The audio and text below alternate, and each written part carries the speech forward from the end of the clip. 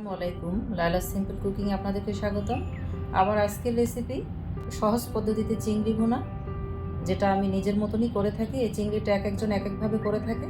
আমি আজকে একদম সহজ পদ্ধতিতে আপনাদেরকে দেখাবো যে চিংড়িটা আমি কীভাবে করেছি। চিংড়ি ভুনা করার জন্য দেশি চিংড়ি নিয়ে নিয়েছি। এখন এটাকে কেটে নিব সুন্দরভাবে।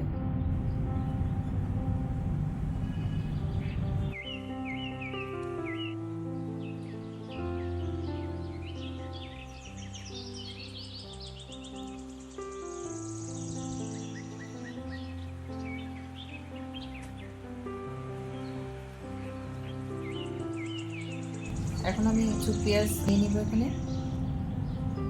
আমি এখানে 2 রকম পেঁয়াজ নিয়ে নিব, কিছু কুচি করে নিব আর কিছু ব্লান্ড করে নিব। তাহলে চলুন এখন দেখে নিই কীভাবে আমি রান্নাটা করি। এখন চুলায় একটা প্যান বসিয়ে দিয়েছি আমি এখানে, আর হাফ কাপের মতো তেল দিয়ে দিচ্ছি কিছু পেঁয়াজ কুচি। এখন আমি পেঁয়াজটাকে হালকা করে একটু ভেজে নিব।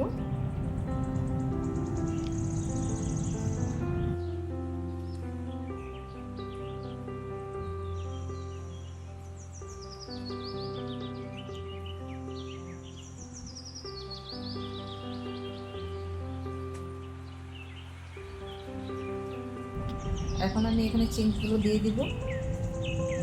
পেঁয়াজটার সাথেই আমি চিংড়িটাকে একটু ভাজা করে নিব। এখানে সাথে দিয়ে দিয়েছি কিছু কাঁচামরিচ কুচি। তারপরে এটাকে আমি একসাথে সবগুলোকে একটু ভেজে নিব। চিংড়ি মাছটা রান্না করার আগে একটু ভেজে নিলে ভালো হয়। এখানে আমি স্বাদ মতো একটু লবণ দিয়ে দিয়েছি।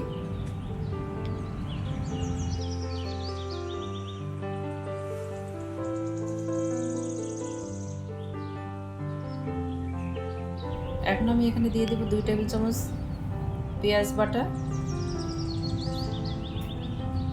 আর দিয়ে এখানে এটার সাথে আবার ভালো করে এটাকে একটু ভাজতে হবে যেন পেঁয়াজের কাঁচা গন্ধটা না থাকে।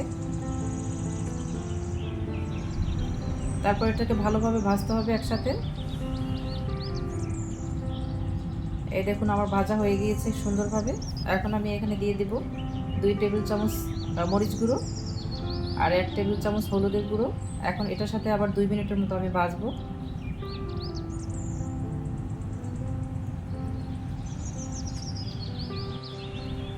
আর সাবধানতার সাথে এটা ভাজতে হবে যেন পোড়া লেগে না যায়। এখন আমি দিয়ে দিচ্ছি 2 কাপের মতো পানি,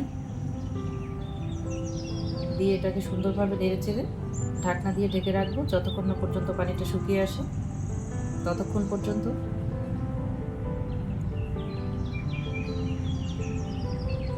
মাঝে মাঝে এটাকেও আমি একটু নেড়েচেড়ে দিব।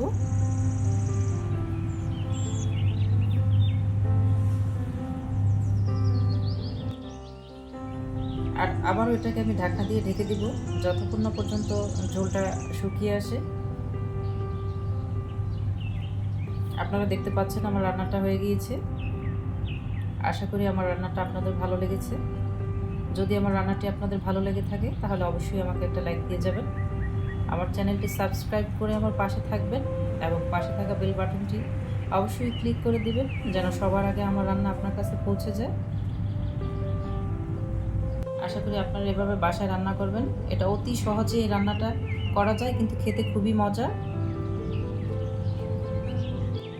এতক্ষণ ধৈর্য ধরে আমার ভিডিওটি দেখার জন্য আপনাদেরকে অসংখ্য ধন্যবাদ। আল্লাহ হাফেজ।